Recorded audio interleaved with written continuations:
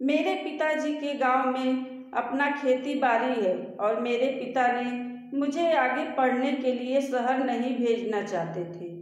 वो चाहते थे कि मैं यहीं रहकर पढूं। उनका मानना था कि शहर की लड़कियां बिगड़ैल होती है, वह अपने संस्कार भूल जाती है। क्योंकि मेरी दीदी शहर में पढ़ती थी, वह कुछ ऐसा कर गई थी और फिर न चाहते हुए मुझसे भी वही गलती हो गई, जिससे पिताजी का दिल टूट गया था।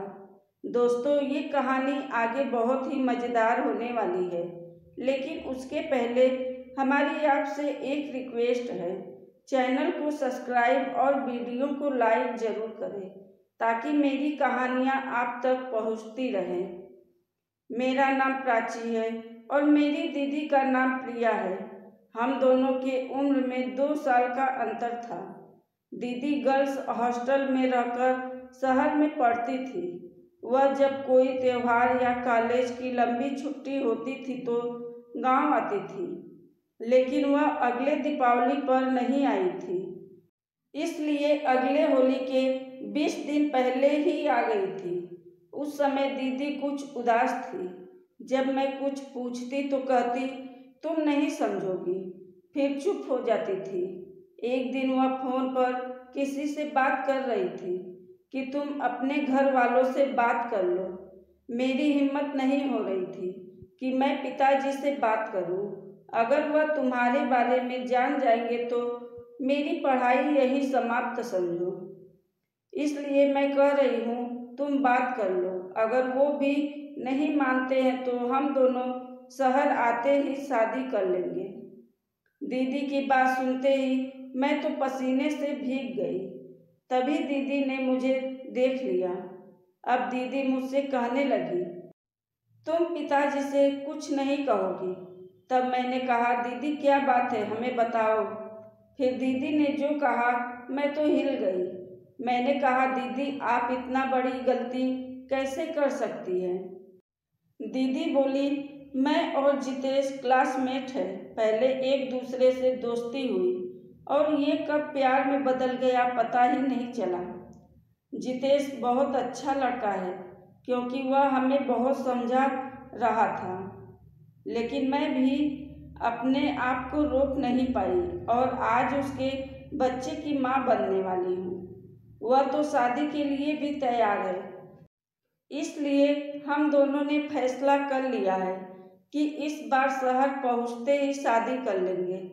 अब मैं भी शांत हो गई। दीदी कुछ दिनों बाद ही कॉलेज का बहाना बनाकर चली गई। उसके बाद उन दोनों का पता ही नहीं चला कि दोनों शहर जाने के बाद कहाँ चले गए। पिताजी ने बहुत खोजा पर दीदी का कुछ पता नहीं चला। सिर्फ उनके कॉलेज से इतना ही पता चल सका कि प्रिया और जितेश एक दूसरे से बहुत प्यार करते थे। जब दोनों गांव से लौटे तो एक दिन कॉलेज आए थे। उसके बाद दोनों ने कॉलेज भी नहीं आए। धीरे धीरे 2 साल बीत गया। सब तो दीदी को भुलाने की कोशिश में लगे थे, लेकिन मैं चाहकर भी भूल नहीं पा रही थी। एक दिन मैं और मेरे पिताजी ट्रेन से मामा के घर जा रहे थे। हमारे सामने वाली सीट पर एक आदमी करीब 1 साल की बच्ची को लेकर बैठा था।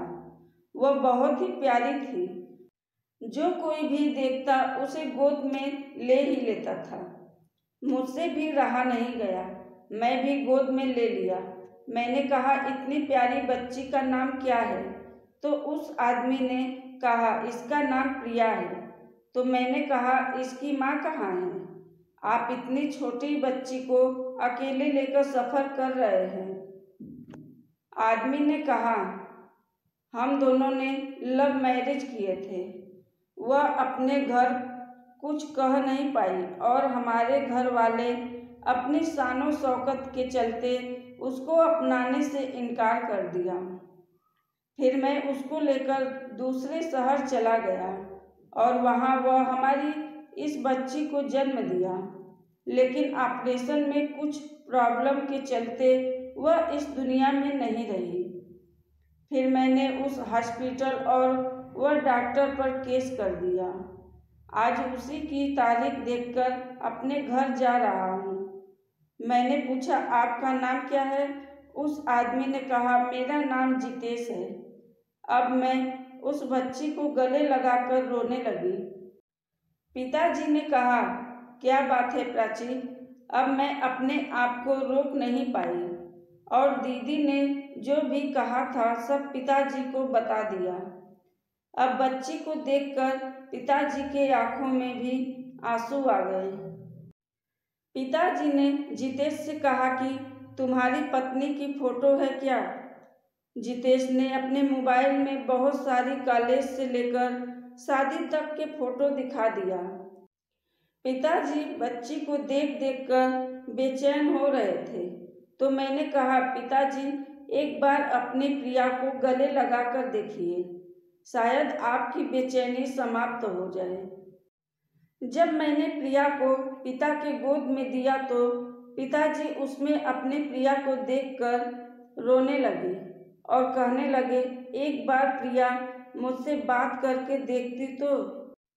फिर पिताजी ने कहा, जितेश, प्रिया को तुम अकेले नहीं देखभाल कर पाओगे, कुछ दिन के लिए प्रिया को हमारे पास रहने दो। जितेश बोला, नहीं, प्रिया के जाने के बाद मैं तो खुद मर जाता, लेकिन मैं इस कलेजे के टुकड़े से दूर नहीं रह पाऊंगा। अगर आप लोगों को मिलना होगा तो मैं प्रिया को लाकर मिला सकता हूँ, लेकिन मैं इसे अपने से दूर नहीं कर पाऊंगा। अब मैं और पिताजी रोते हुए अगले स्टेशन पर उतर गए। मामा के घर पहुँचते ही मैंने कहा, पिताजी, जितेश से मेरी शादी करवा दीजिए। दीदी ने सही कहा था, जितेश बहुत अच्छा है। जब दीदी के जाने के बाद इतना प्यार करता है तो दीदी रहती तो कितना प्यार करता। आप सोचिए, जहाँ मेरी शादी करेंगे वह घर कैसा होगा, कुछ कह नहीं सकते, लेकिन यहाँ तो आपकी दोनों बेटियाँ साथ में रहेंगी। फिर कुछ दिन सोचने के बाद पिताजी ने हाँ कर दिए। पिताजी जितेश के घर जाकर शादी की बात किए और वो लोग मान गए। फिर हम दोनों की जल्द ही शादी हो गई। अब होली पर मैं, प्रिया और जितेश पिताजी के घर आए थे। सब मुझे और प्रिया को खुश देखकर बहुत खुश हो गए। दोस्तों, हमारी कहानी आपको अच्छी लगे तो हमारे चैनल को सब्सक्राइब, लाइक व शेयर जरूर करें। धन्यवाद।